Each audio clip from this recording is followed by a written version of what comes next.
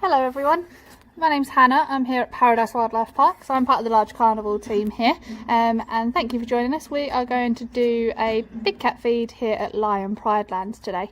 So we're going to start off seeing two of our females feeding in just a moment, and they'll just be ready to come out in a second, and we're going to be joined by Kia, who's our oldest female in our pride, and she's 13 years old, and we'll be joined by her youngest daughter Zuri, who's 7 years old. So they're going to be joining us, and they'll be eating together, and then in a few moments, once we've seen them eat for a little bit, we'll wander around and go and see Moto, our male, eating as well. This is part of their main meal. Here they come now. So this is Zuri just coming straight towards us at the moment. Kia is going for a wander to try and work out where we've put her food today. So if we zoom in on Zuri for a second. So this is part of their main meal. Like I say, it can get a little bit gory, so I do apologise, but as I'm sure you can understand, they don't have the best table manners, unfortunately, with these guys. So they are strict carnivores. They only eat meat.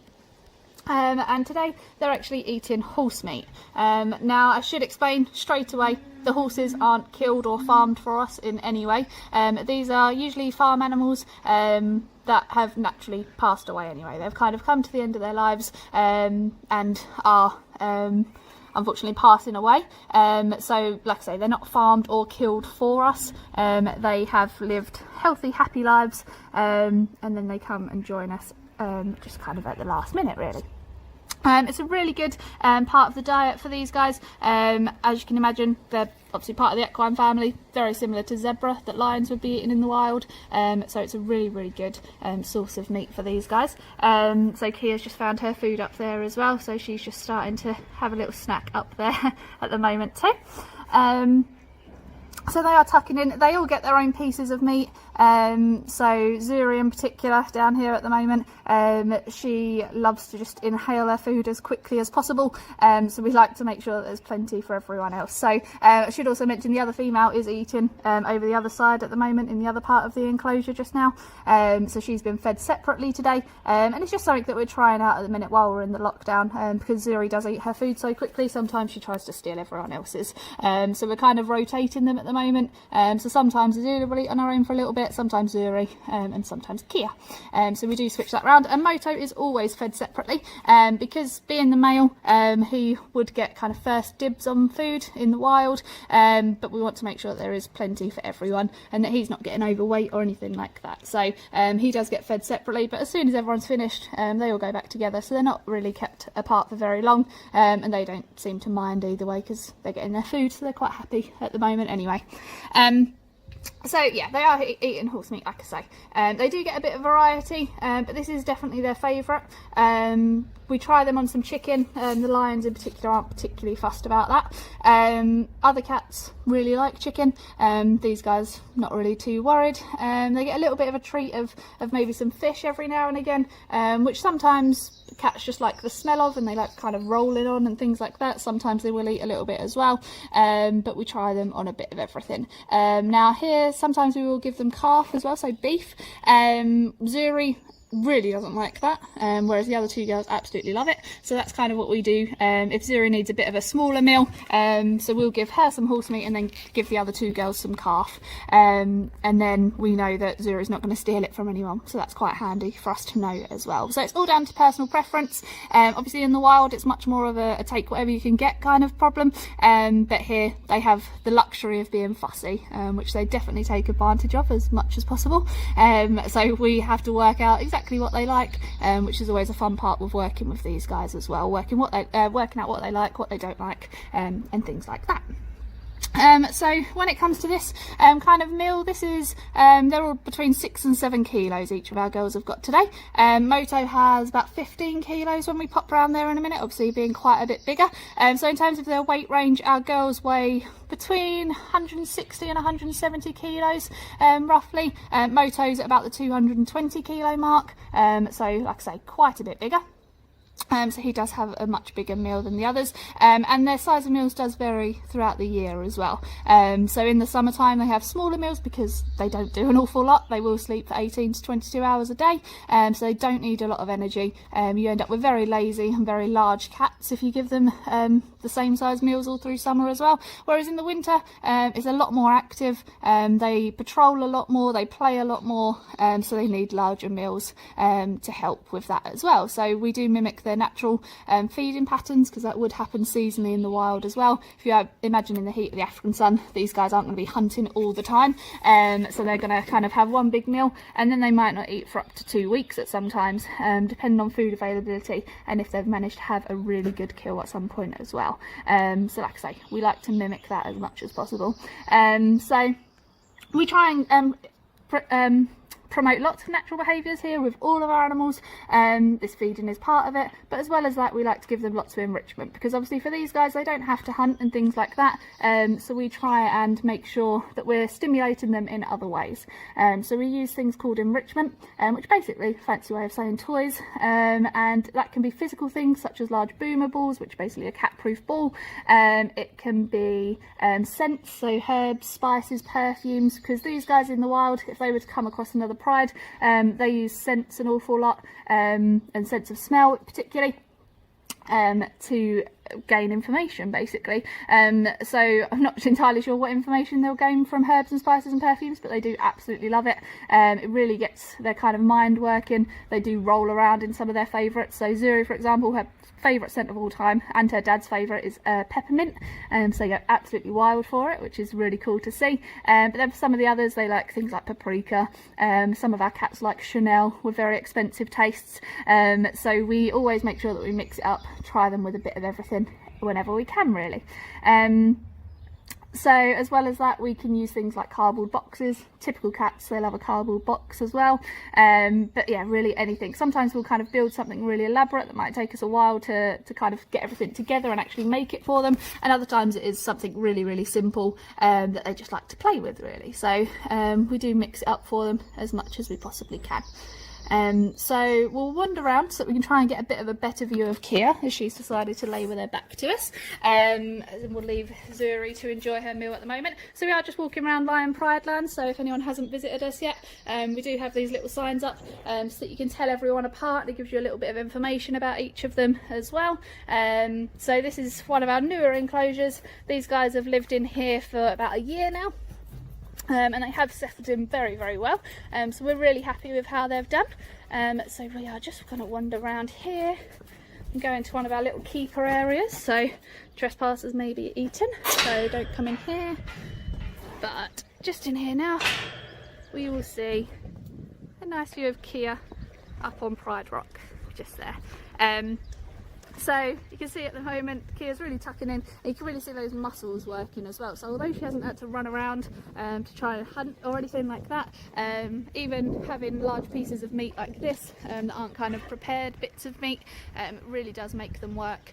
So she's using a lot of shoulder muscle at the minute to have a bit of a grip on that, and really kind of chewing away as well. So when it does come to telling these guys apart, Kia is the darkest female that we have.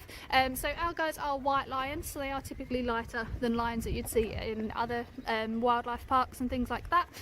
So she's kind of a little bit more golden in coloration. Also on top of her nose, she does have kind of a black mark just above her nose, so she suffers from a little bit of hay fever, so she gets a bit itchy sometimes. So yeah, it's turned the fur a little bit darker there. And then with Zuri, who I was looking at earlier, she's the lightest of all of our females, and her nose is pretty much completely golden, if you like. And then when it comes to Azula, she's kind of in the middle of the other two. She has a slightly grey nose. When you kind of see them all together or see photos of them all together, makes a little bit more sense. But you can kind of see on Kia's nose at the moment there, that is a little bit darker as well. So she is the mum to the other two girls here. Kia was actually born in South Africa. She came to us when she was just under 2 years old roughly, so, and like I say, she's 13 now, so been with us for a lovely long time, and done really well here. So as I mentioned, these guys are white lions. So they aren't breeding anymore. Zuri was our last white lion cub here. Like I say, she's 7 now, so we won't be having any more at all. So white lions, they're not a separate subspecies, separate species or anything like that. They're basically a blonde African lion, and that's down to a recessive gene in part of their genetic makeup, and that's known as leucism. So it's different from albinoism. So albinos have no pigment or coloration at all in their kind of fur particles and things like that. These guys do have some coloration, so like I say, it's leucism. Now I feel like calling them white lions is almost a bit cheating really, because they still are a little bit more golden than a white tiger, for example. So yeah, more like a blonde lion really. So they are no longer breeding because it's actually a very rare genetic thing to have, and you can actually end up kind of having medical problems associated with it as well. So we obviously don't want those to carry on if they were to start having medical issues. So for us here at the park, we are no longer breeding them at all. They are purely here just as ambassadors for their species. So we're just popping over and seeing Moto as well, who's enjoying his food just in the on-show den.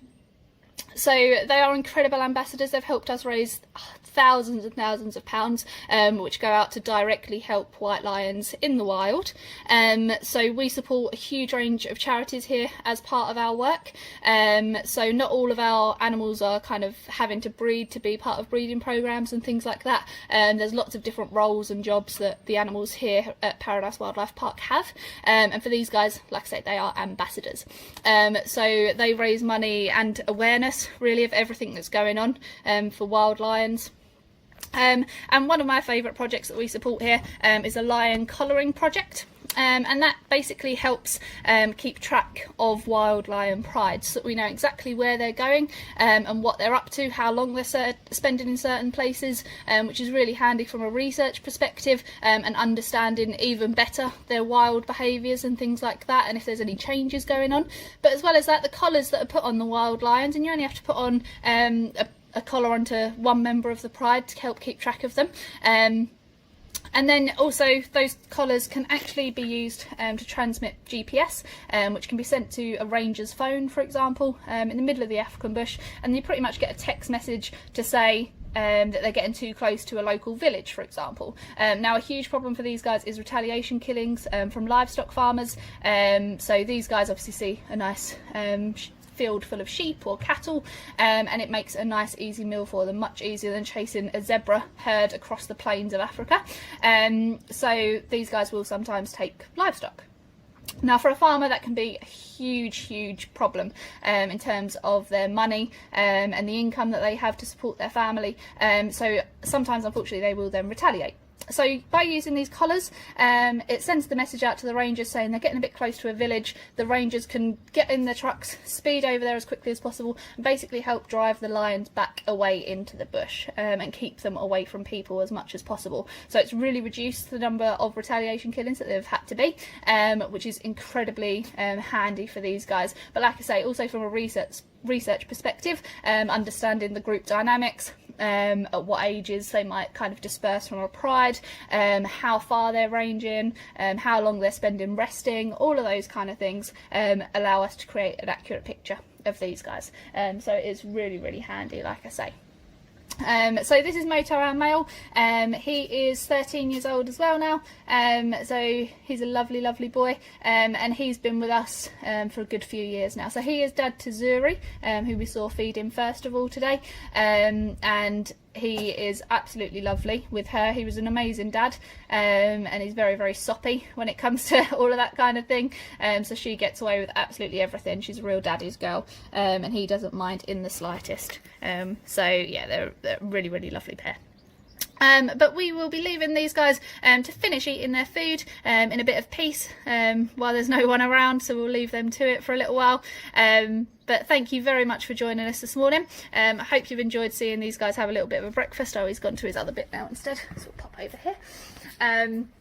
So, yeah, thank you very much for joining us. If you do have time, please have a look through our Facebook, see all of our other wonderful lives that we've been doing through the coronavirus lockdown. So obviously with no public on site at the minute, all of our funds have really been affected. So if you can help out with any donations to our Facebook fundraiser, that'd be great. But even sharing our videos and getting the message out there would be ideal. But also, when we are open, come and visit us. Come see what we've been up to, and come and meet all these lovely animals that you've been seeing on Facebook Live as well. So thank you very, very much for joining us, and we will see you soon, hopefully.